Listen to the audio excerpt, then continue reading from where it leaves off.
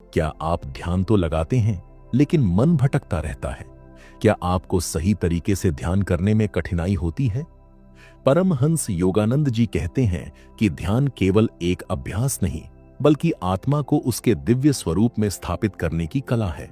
लेकिन अगर आसन, रीढ़ की स्थिति और दृष्टि का केंद्र ठीक न हो, तो ध्यान गहरा नहीं हो पाता। तो आखिर सही ध्यान लगाने की विधि क्या है?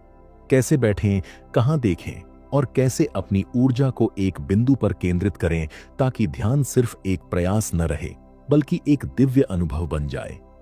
यह वीडियो परमहंस योगानंद जी की पुस्तक गॉड टॉक्स विद अर्जुना से प्रेरित है। वही महान योगी जिन्होंने ऑटोबायोग्राफी ऑफ अ योगी जैसा विश्व प्रसिद्ध ग्रंथ लिखा। इस वीडियो में हम परमहंस योगानंद जी की बताई ध्यान लगाने की सही विधि को समझेंगे, जो आपके ध्यान को एक नई गहराई तक ले जाएगी। परमहंस योगानंद जी कहते हैं, जब साधक महसूस करता है कि उसका मन दुनियावी चिंताओं और इच्छाओं में उलझा हुआ है और वह ईश्वर से दूर होता जा रहा है, तब उसके भीतर आध्यात्मिकता की ओर लौटने की गहरी लालसा जागती है। गीता के श्लोक 10 से 14 में ऐसे अनमोल मार्गदर्शन दिए गए हैं जो साधक को उसकी साधना की सर्वोच्च अवस्था तक पहुंचाने में मदद करते हैं। लेकिन ध्यान में बैठना और गहराई तक जाना इतना सरल नहीं। इच्छाएं और कामनाएं मन को भटकाती हैं। नए विचार, सुख सुविधाओं की कल्पनाएं और सांसारिक योजनाएं ध्यान को भंग कर देते हैं। अगर आपको ध्यान का सही अनुभव करना है, तो सबसे पहले मन को इन बाहरी इच्छाओं और विचारों से मुक्त करना होगा। इसके लिए अपने ध्यान से पहले कुछ क्षण मन को शांत करने में लगाएं और खुद से कहें, अभी मुझे केवल अपने भीतर जाना है। जब आप सांसारिक चिंताओं को छोड़कर पूरी तरह वर्तमान क्षण में रहना सीखेंगे, तभी ध्यान की गहराई को महसूस कर पाएंगे। ध्यान के लिए सबसे जरूरी है एक शांत स्थान। परमहंस योगानंद जी कहते हैं, ध्यान के लिए सबसे महत्वपूर्ण है एक ऐसा स्थान जहां कोई शोर शराबा न हो, कोई बाहरी खलल न पड़े, जहां सिर्फ आप हो और आपकी साधना। जब मन इंद्रियों की हलचल से कट जाता है, तभी सच्चे ध्यान की शुरुआत होती है। ध्यान में गहराई तक जाने के लिए वातावरण का बड़ा महत्व है। कोई भी साधक जब ध्यान करता है, तो बाहरी आवाजें उसे बार बार खींचने लगती हैं। लेकिन एक सिद्ध योगी जो समाधि में उतरने की कला जानता है, वह किसी भी स्थान पर ध्यान कर सकता है, चाहे वह बिल्कुल शांत जगह हो या कोलाहल से भरी। लेकिन शुरुआती साधकों के लिए यह आसान नहीं होता। इसलिए श्री कृष्ण ने योगियों को सलाह दी है कि वे अपने ध्यान के लिए एक शांत और एकांत स्थान का चयन करें। लेकिन साधना की प्रारंभिक अवस्था में जब आपका मन अतिशय अशांत हो सकता है अकेले में ध्यान करना आपके लिए मुश्किल हो। ऐसे में समर्पित साधकों के साथ ध्यान करना बेहद लाभदायक होता है, खासकर उन योगियों के साथ जो पहले से गहरी ध्यान अवस्था में पहुंच चुके हैं। जब एक अनुभवी साधक ध्यान में उतरता है, तो उसकी आंतरिक शांति की सूक्ष्म तरंगें आसपास के लोगों को भी प्रभावित करती हैं, जिससे उनका ध्यान और गहरा होने लगता है। जब कई साधक एक पवित्र उद्देश्य के साथ एकत्रित होकर ध्यान करते हैं, तो उनकी ऊर्जा मिलकर एक शक्तिशाली आध्यात्मिक वातावरण बना देती है, जो उन्हें उच्च आध्यात्मिक अनुभवों की ओर ले जाने में समर्थ होती है। लेकिन अगर कोई व्यक्ति अत्यधिक चंचल और अस्थिर मन वाले के साथ ध्यान करता है, तो उसकी अपनी एकाग्रता भी बाधित हो सकती है। इसलिए ध्यान के लिए सही संगति और शांत वातावरण का होना अत्यंत आवश्यक है। गुरु कृपा गहरे ध्यान की कुंजी। जब कोई व्यक्ति सच्चे मन से पूरी लगन के साथ ध्यान करता है, तो वह सकारात्मक ऊर्जा का संचार करता है। ऐसे ध्यान से उत्पन्न होने वाली आध्यात्मिक तरंगें केवल स्वयं के लिए ही नहीं, बल्कि आसपास के सभी साधकों के लिए प्रेरणादायक बन जाती हैं। जो योगी ध्यान में पूर्णतः डूब जाते हैं, वे स्वयं ईश्वर के दिव्य आशीर्वाद की किरणों को प्रसारित करने लगते हैं। उनके ध्यान से एक ऐसी ऊर्जा प्रवाहित होती है जो ईश्वर की उपस्थिति का एहसास कराती है। सच्चे साधकों के लिए गुरु का ध्यान बेहद प्रभावशाली होता है। जो शिष्य अपने गुरु से गहरे आत्मिक स्तर पर जुड़े होते हैं, वे उनकी भौतिक उपस्थिति के बिना भी उनके सान्निध्य को महसूस कर सकते हैं। जब ध्यान में साधक अपने गुरु की छवि को आध्यात्मिक नेत्र से देखता है और उनके साथ एकात्मता स्थापित करता है, तो उसका ध्यान और अधिक गहरा और शक्तिशाली हो जाता है। यही गुरु शिष्य परंपरा का वास्तविक रहस्य है। गुरु का सान्निध्य केवल बाहरी नहीं बल्कि आंतरिक रूप से भी सदैव साधक के साथ बना रहता है। ध्यान के दौरान महान योगियों की आध्यात्मिक ऊर्जा चुपचाप उन साधकों को प्रभावित करती है जो उनके साथ ध्यान कर रहे होते हैं, चाहे वे पास हों या दूर। यहां दूरी का कोई महत्व नहीं, क्योंकि ध्यान में केवल ऊर्जा और चेतना का प्रवाह कार्य करता है। जब कोई साधक गहरी श्रद्धा और पूर्ण समर्पण के साथ अपने गुरु का स्मरण करता है तो उसकी साधना स्वतः ही एक नई शक्ति से भरने लगती है। गुरु की उपस्थिति मात्र एक विचार नहीं बल्कि एक जीवंत आध्यात्मिक प्रवाह है जो साधक को ईश्वर से जोड़ने वाले सेतु की तरह कार्य करता है। ध्यान साधना और आध्यात्मिक नेत्र का रहस्य। सामान्य मन हमेशा भटकता रहता है, अस्थिर और अनुशासनहीन होता है। कभी कभी साधक ध्यान में थोड़े समय के लिए किसी एक वस्तु पर एकाग्र हो पाता है, जैसे कि ओम की ब्रह्मांडीय ध्वनि, जिसे एक विशेष यौगिक विधि से सुना जा सकता है। लेकिन यह स्थायी नहीं रहता, क्योंकि मन प्राण शक्ति के साथ मस्तिष्क से होते हुए मेरुदंड के ऊर्जा केंद्रों से गुजरता है और फिर अनगिनत नाड़ी तंत्रों में फैल जाता है। इसी कारण साधारण मन को शरीर के विभिन्न बिंदुओं पर केंद्रित कहा जाता है। यह मुख्य रूप से इंद्रियों से जुड़ी संवेदनाओं में उलझा रहता है और बाहरी दुनिया के आकर्षणों में बह जाता है।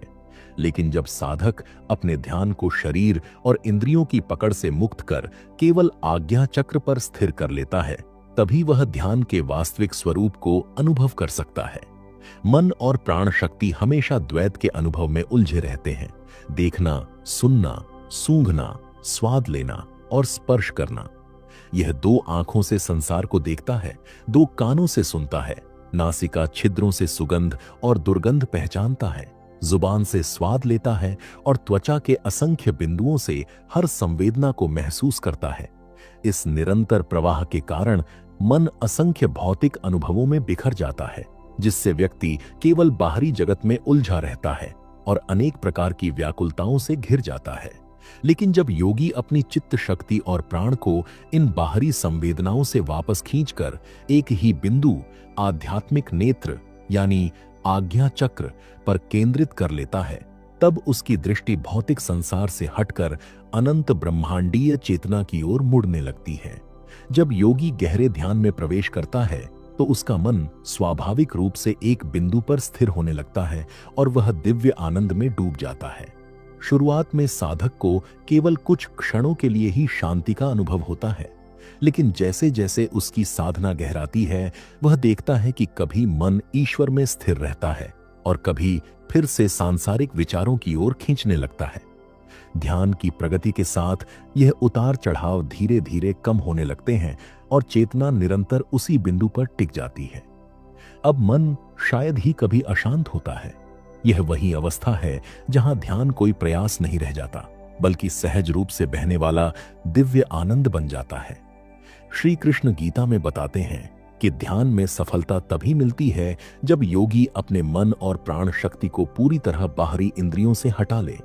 यदि वह ऐसा नहीं कर पाता तो भटकते हुए विचार बार बार ध्यान को तोड़ते रहेंगे। इंद्रियों से मिलने वाले अनुभव और उनसे उत्पन्न होने वाली मानसिक धारणाएं ही साधक को अस्थिर बनाए रखती हैं, जिससे ध्यान की गहराई तक पहुंचना कठिन हो जाता है। लेकिन जब साधक सही आसन में बैठकर अपनी चेतना को भ्रूमध्य यानी आज्ञा चक्र पर स्थिर करता है, तो वह वास्तविक योग का अनुभव करने लगता है, जहां अहंकार और आत्मा एकाकार होने लगते हैं।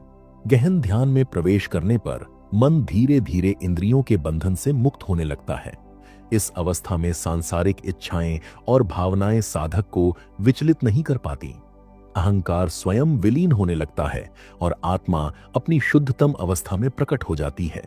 यही है ध्यान का परम लक्ष्य, जहां साधक की अंतर चेतना मन और भावनाओं से परे जाकर केवल अपने वास्तविक स्वरूप चैतन्य ब्रह्म में स्थापित हो जाती है।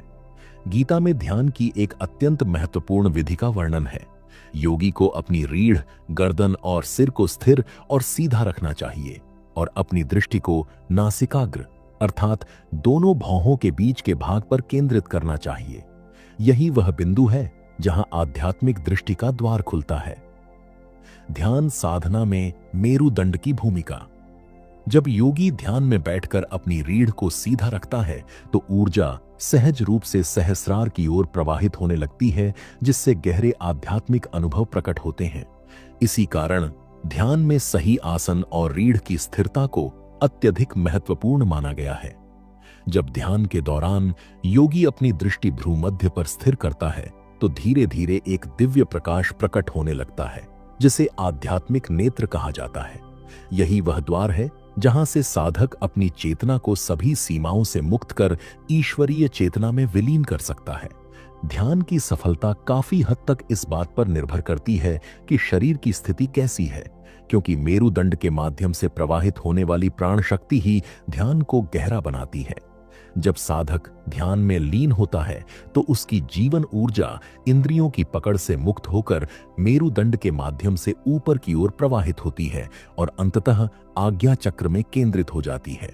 लेकिन यदि बैठने की मुद्रा सही न हो तो यह ऊर्जा प्रवाह अवरुद्ध हो सकता है, जिससे ध्यान की गहराई कम हो जाती है और उसका प्रभाव भी कमजोर पड़ने लगता है। ध्यान में सफलता के लिए सही बैठने की विधि। ध्यान के लिए सही आसन बहुत महत्वपूर्ण है, क्योंकि यह ऊर्जा प्रवाह को नियंत्रित करता है और ध्यान को गहराई तक ले जाता है। सबसे पहले रीढ़ को सीधा और स्थिर रखें। गर्दन और सिर को भी सीधा रखना आवश्यक है। यदि शरीर झुका हुआ हो या ठुड्डी ऊपर नीचे झुकी हो तो मेरुदंड असंतुलित हो सकता है, जिससे तंत्रिका तंत्र पर दबाव पड़ता है और मस्तिष्क तक ऊर्जा प्रवाह बाधित हो सकता है। दूसरा, सहज और आरामदायक मुद्रा में बैठें। सुखासन, सिद्धासन या पद्मासन ध्यान के लिए सर्वोत्तम माने जाते हैं। यदि यह कठिन लगे तो कुर्सी पर भी बैठ सकते हैं, बशर्ते कि रीढ़ पूरी तरह सीधी और तनाव मुक्त हो। तीसरा, कमर का सही झुकाव रखें। नाभि के पीछे मेरुदंड का निचला भाग थोड़ा सा आगे झुका होना चाहिए, जिससे शरीर संतुलित रहे। छाती को हल्का ऊपर उठाकर और कंधों को पीछे रखते हुए बैठें, ताकि रीढ़ सहज और तनाव मुक्त बनी रहे। चौथा, हाथों की स्थिति पर ध्यान दें। हथेलियों को ऊपर की ओर रखते हुए उन्हें जंघाओं और पेट के जोड़ पर रखें। इससे शरीर आगे नहीं झुकेगा और ऊर्जा संतुलित बनी रहेगी। पांचवा, आंख और ठुड्डी की स्थिति सही रखें।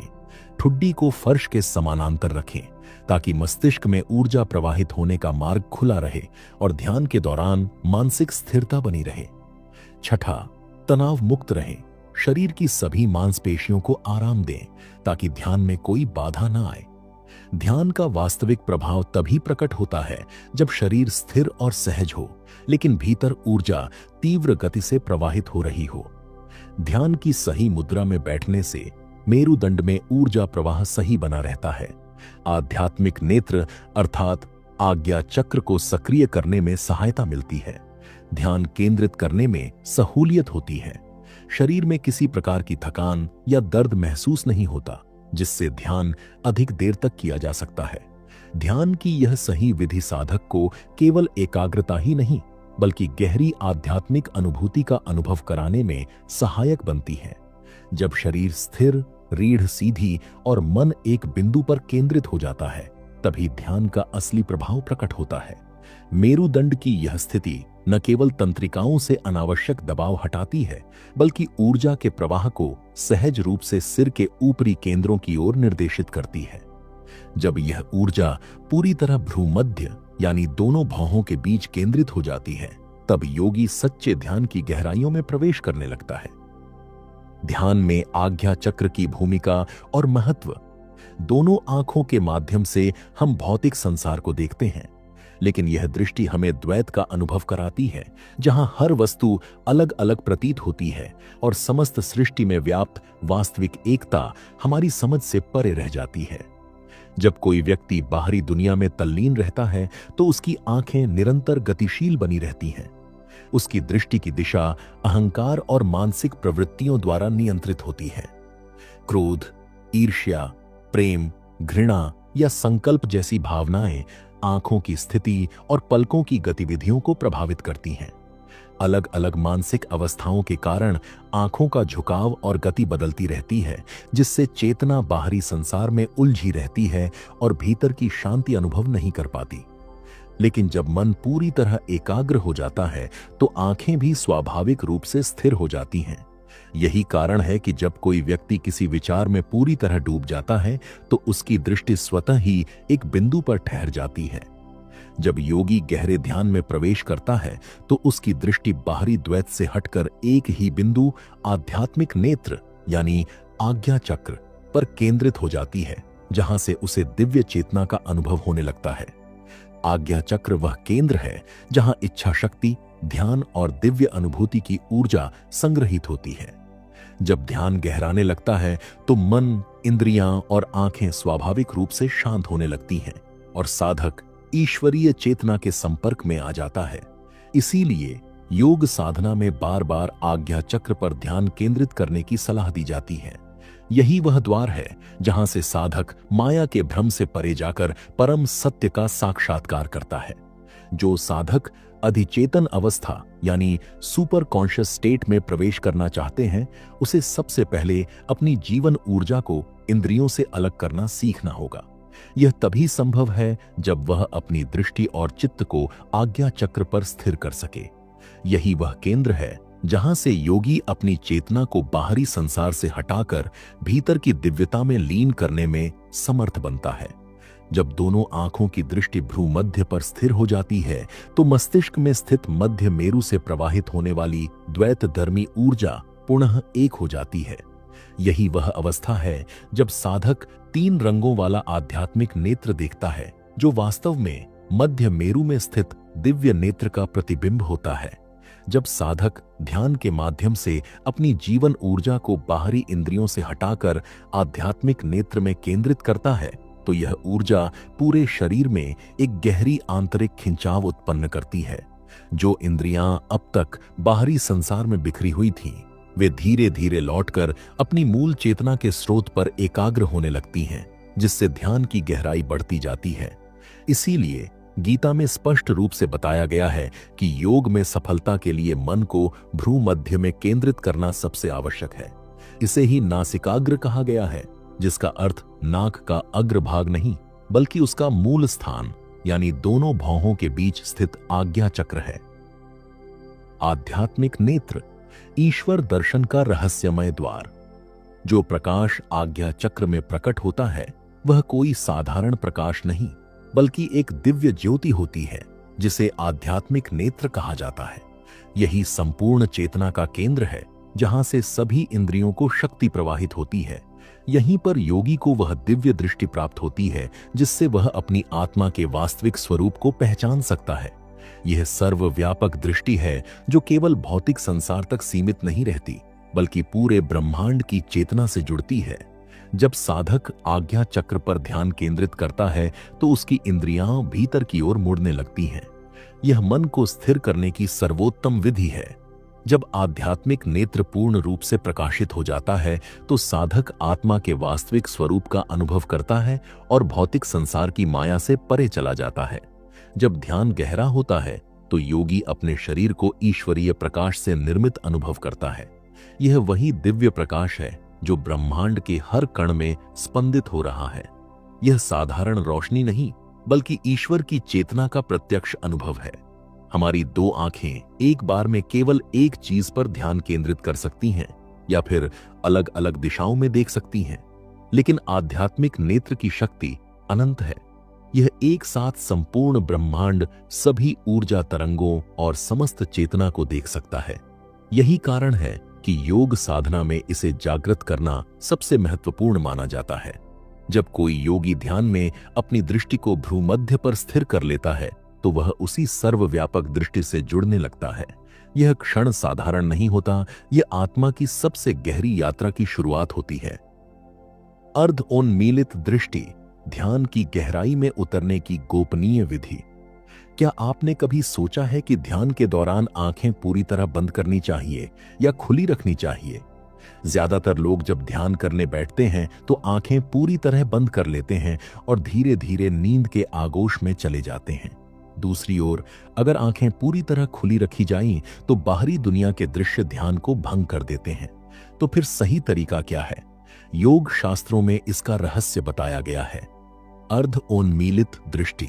अर्थात आंखें न पूरी तरह बंद हो और न पूरी तरह खुली। जब साधक अपनी दृष्टि को आधा बंद और आधा खुला रखते हुए भ्रूमध्य यानी दोनों भौहों के बीच में केंद्रित करता है तो वह एक विशेष चेतना में प्रवेश करने लगता है। इसे ही होराइजन ऑफ सुपर कॉन्शियसनेस कहा जाता है। लेकिन शुरुआत में यह आसान नहीं होता। सामान्य व्यक्ति जब पहली बार इस पद्धति का अभ्यास करता है तो उसे आंखों में हल्का तनाव महसूस हो सकता है।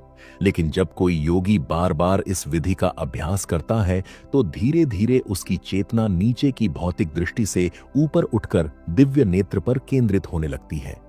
समय के साथ यह प्रक्रिया स्वाभाविक हो जाएगी और साधक को अपने भीतर एक दिव्य प्रकाश प्रकट होता हुआ अनुभव होने लगेगा।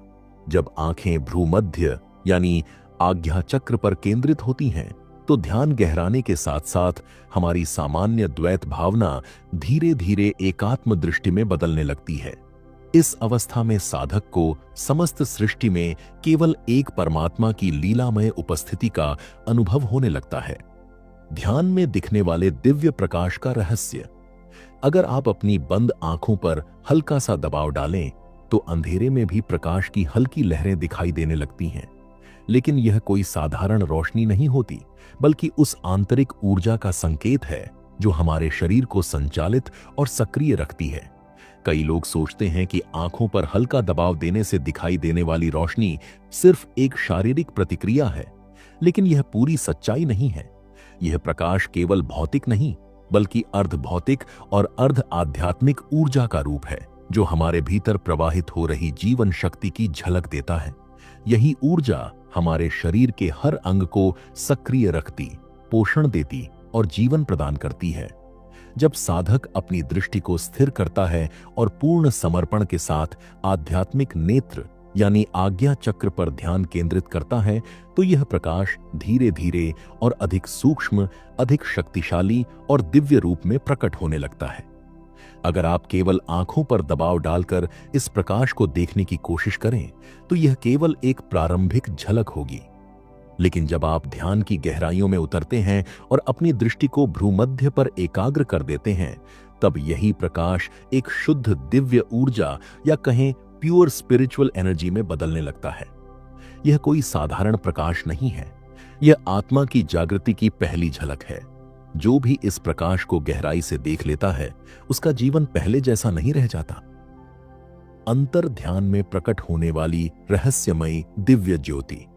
जब ध्यान गहरा होता है और दृष्टि पूरी तरह भ्रूमध्य यानी आज्ञा चक्र पर स्थिर हो जाती है तो एक अद्भुत अनुभव प्रकट होता है। अब तक इंद्रियों के माध्यम से बाहरी संसार में प्रवाहित होने वाली जीवन ऊर्जा भीतर लौटने लगती है और मस्तिष्क के केंद्र में एकत्रित हो जाती है। यह ऊर्जा एक चमकती झील की तरह सघन होकर एक दिव्य प्रकाश में परिवर्तित हो जाती है। एक ऐसा उज्जवल प्रकाश का प्रवाह जो साधक के भीतर फैलता चला जाता है। यह दिव्य प्रकाश धीरे धीरे अलग अलग रंगों और आकृतियों में परिवर्तित होता है। यह बदलाव साधक के विचारों की सूक्ष्म तरंगों के प्रभाव से होता है। भक्ति, प्रेम और ज्ञान की गहराई के अनुसार यह प्रकाश विभिन्न रंगों और स्वरूपों में प्रकट हो सकता है। जब साधक पूरी तरह शांत, निःस्वार्थ और गहरे अंतर्ज्ञान की अवस्था में प्रवेश करता है तो सभी विविधताएं समाप्त हो जाती हैं और अंततः एक शुद्ध, स्थिर दिव्य ज्योति प्रकट होती है जिसे आध्यात्मिक नेत्र भी कहा जाता है। जब साधक भ्रूमध्य पर दृष्टि स्थिर करता है और बिना पलक झपकाए ध्यान करता है तो एक स्थिर प्रकाश दिखाई देने लगता है। शुरुआत में यह प्रकाश फैलती हुई चमक की तरह दिख सकता है जिसके चारों ओर हल्की झिलमिलाहट होती है, लेकिन ध्यान को भटकने नहीं देना है। बाहरी प्रकाश चक्र से प्रभावित हुए बिना केवल बीच के बिंदु पर ध्यान केंद्रित करना आवश्यक है। धीरे धीरे एक नीला, गहरे ओपल जैसा गोलाकार नेत्र प्रकट होने लगता है जिसके चारों ओर सुनहरी ज्योति का एक हल्का कंपन करता हुआ वलय होता है और इस गहरे नीले गोले के केंद्र में कभी-कभी एक अत्यंत तेज चमकता हुआ सफेद तारा दिखाई देता है। यही वह दिव्य द्वार है जहां से चेतना ईश्वर की अनंत उपस्थिति में प्रवेश करती है। लेकिन यह कोई साधारण उपलब्धि नहीं है। इस तारे को स्पष्ट रूप से देखने के लिए साधक को लगातार और गहराई से ध्यान करना होगा।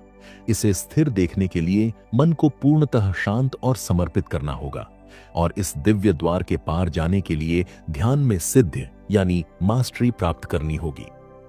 ध्यान में दिखने वाले मायावी दृश्यों से सावधान। जब कोई साधक गहरे ध्यान में जाता है तो कभी कभी उसे अद्भुत आकृतियां दिखाई देने लगती हैं, जैसे कोई चलचित्र चल रहा हो। ये झलकियां वास्तव में जीवन ऊर्जा के स्पंदन से निर्मित होती हैं। लेकिन युवा साधक, सावधान रहो, इन प्रकाशमयी रूपों के जाल में मत उलझो।